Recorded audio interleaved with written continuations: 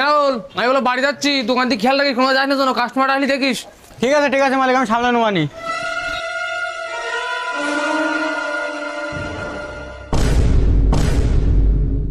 রাহুল, এদিকে আয়।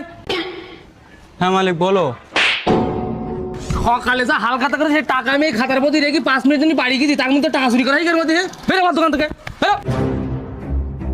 মালিক তুমি আমার কত ডাকবো শোনো। তোর কোনো কথা আমি শুনতে চাইনি, তোর জন্য আমার দোকানের সামনে দ্বিতীয় কোনোদিন না দেখি, যা এখান থেকে বেরো। এদা সকালবেলা বলে তোর খাতাতে আমি 500 টাকা নিলে আমার বিরাট দরকার ছিল, তাই তা তুই তো দোকানে ছিলি না, তা তোর সাথে বলতে আসলাম খোঁজ টোজ করিস কিনা।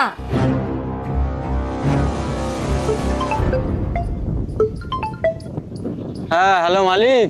রাহুল, তুই আমার ক্ষমা করে দিস ভাই, আমি তোর সাথে বিশাল বড় একটা অন্যায় করে ফেলেছি। আসলে তো তোমার কোনো দোষ